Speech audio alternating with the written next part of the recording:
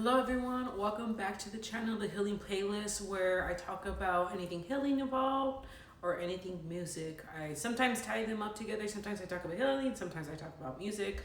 But my name is Desi and thank you for tuning in to this episode. Today is going to go over the 5 reasons on why I think To Pimp a Butterfly is Kendrick Lamar's best album.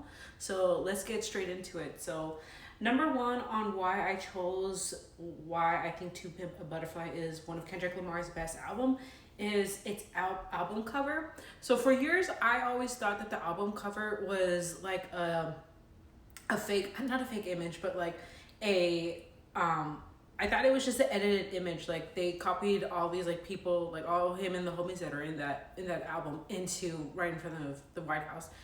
Years later, I found out that that's an actual photo. So I think it's representation of from Compton to Congress, which is quoted from the song Hood Politics, is that what it represents is you can come from the hood, you can come from anywhere such as Compton and make it up into where you're able to visit Congress and aka the White House. I think that symbolism is great.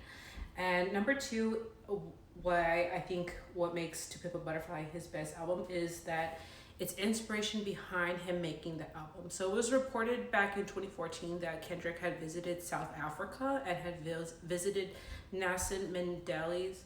Nelson Mandela, I know I'm saying it wrong. I'm dyslexic, but anyway, I know he had visited Nelson's jail cell. And in case you don't know who Nelson is, it was the president of Africa, along with he was also a social activist. So for Kendrick Lamar to visit a activist and slash president's jail cell, and what that also symbolizes that sometimes when it comes to activism on how you can be pinpointed as a villain and get jailed and end up in jail like Nelson did, right? So it's symbolism of important figure in history on how far he's come and to actually be in the footsteps of where Nelson once was when he was in jail, and to pick up that energy along with to pick up all that him just visiting the trip, it just symbolizes something that is quite different, along with considering that he visited Africa, considering that Kendrick Lamar is African American and he has roots that trace back to Africa. It also, something I can also relate to is when I had visited Mexico, is that because I am Mexican, is that it's something different when you go on vacation, when you visit the motherland, because it gives you a sense of identity of where your roots come from, along with you getting in touch with people who look just like you, people who have the same color as you, the same skin complexion, the same hair color. It's just his different visiting your roots and your motherland and falling back to where your family originates. And I could understand when it came to the inspiration on that, just because when I had visited Mexico last year and had to move into this current apartment, is that it made me feel humble that how crazy it is that all my ancestry from my mom's side came from Mexico, and for me to have this own apartment, and it was inspiring for me to decorate all the apartment, because if you look at my studio, there's a lot of Mexican art when it comes to, like if you see the Sacred Heart back there, is that it just traces back to your identity and who you are and where you came from. So I think it was important for him to kind of trace back on where his roots come from and to apply that to his album. And number three on why being Kendrick Lamar's To Pimp a Butterfly is his best album is the samples that it included. So a few genres that was incorporated in the album was G-Funk and jazz. So I grew up with G-Funk, so of course that's a kind of reason why I believe on why it makes it such a great album, along with some names to mention that were on the album were Michael Jackson's Smooth Criminal, Annie Are You Okay? Annie Are You Okay? From King Kunta. So I love that sample, along with Isley's Brother, Who's That Lady, which was a sample on I love both of those songs, Isley Brothers along with I is a very uplifting song. Whenever I feel like I'm going down in the dumps and just going through it, it's a very uplifting song to remind myself that, hey, This too shall pass and you'll be on it, right? Along with Keep Your Head Up, that from Tupac, that was a sample on the Black or the Berry, which is funny because Keep Your Head Up from Tupac is an uplifting song, right? It reminds the listener that no matter what you're going through, to keep your head up, keep your head strong, and just go through it. But when it came to the Black or the Berry, you can hear the frustration on Kendrick Lamar's voice and what it is to be an African American living in America and his experiences from when he was brought up and all the racism that entails with who he is. And it's just a beautiful song that I love hearing, along with when I get frustrated or whatever I go through it. That's a song that I tune into just to, I don't know, just to help me go through it and kind of help me process on whatever I'm going. Number 4 on why I think To Pimp A Butterfly is his best album is that on Mortal Man, it includes an interview from Tupac. So as you imagine, when any artist passes away, their estate is pretty strict. And in case you don't know, Tupac's estate is pretty strict when it comes to like AI and what we're facing now.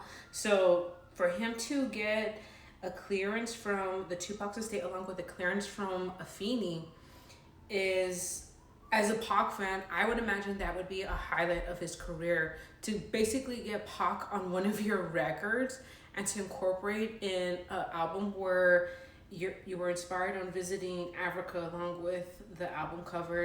It shows like so much progress on what it is to where you've come from, that I think that Mortal Man, I would imagine, would be kind of a highlight on his career, is to include one of your favorite artists, an artist that inspires your work, inspires you to become a rapper, and to get that on the record, I think is the best. Along with to hear the interview on them discussing on when it comes to poverty and how the rich are going to get fat and all this stuff, right? It's just, I think it was a great interview that, and to top it off, that interview was rare. It came from Germany. He had, I guess, was gifted to it from an interviewer from Germany who had that interview tucked away for many years up until then. So I think that's number 4 on why I think the album was, why the album is so great.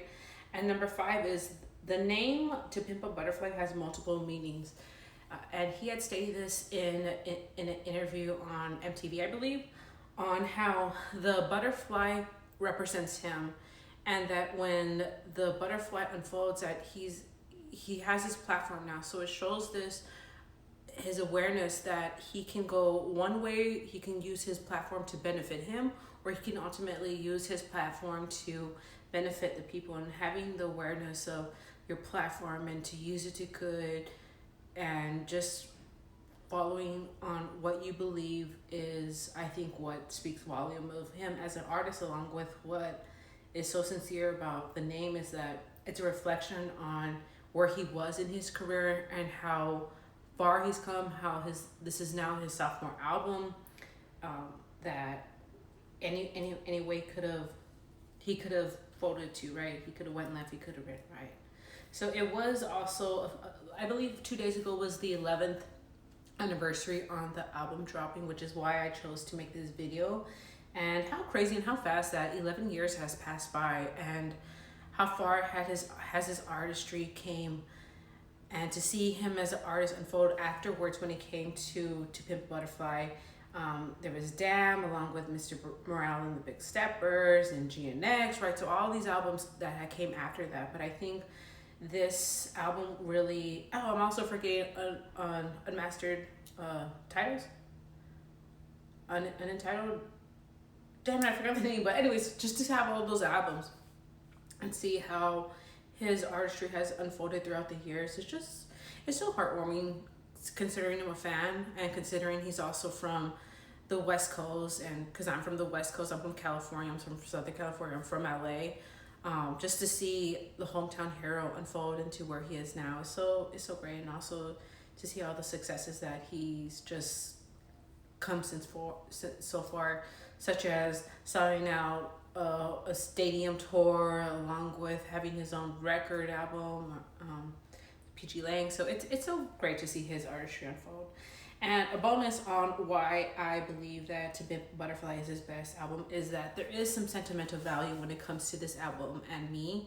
So the album was released back in 2015. And so it was 2015 of March when it had dropped. So at that point in my life, I had just lost my father. So in September of 2014, when what was the album? King Kunta had dropped.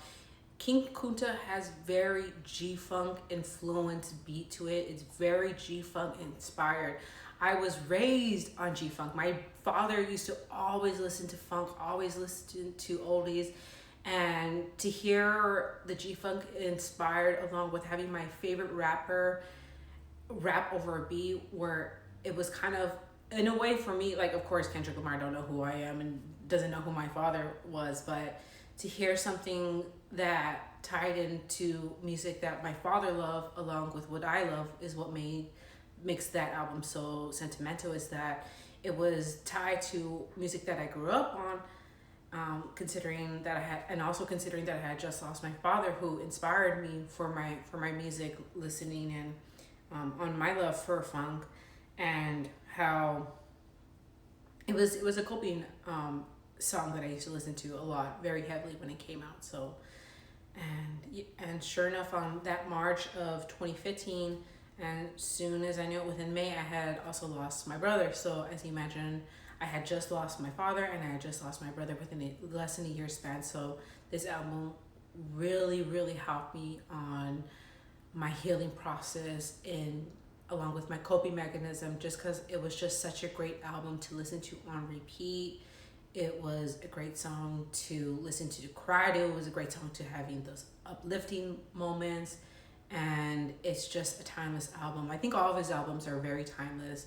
And he's so ahead of his time, and the way he's able to storytell, since his beginning of Section 80 and all before that, he's always been a golden child. And to see where he is right now, along with the fact that we're able to reflect on this album 10 years later or 11 years later, so golden. And I'm so happy to be a fan, right? But yeah, that's my top 5 reasons on why I believe To Pimp A Butterfly is his best album.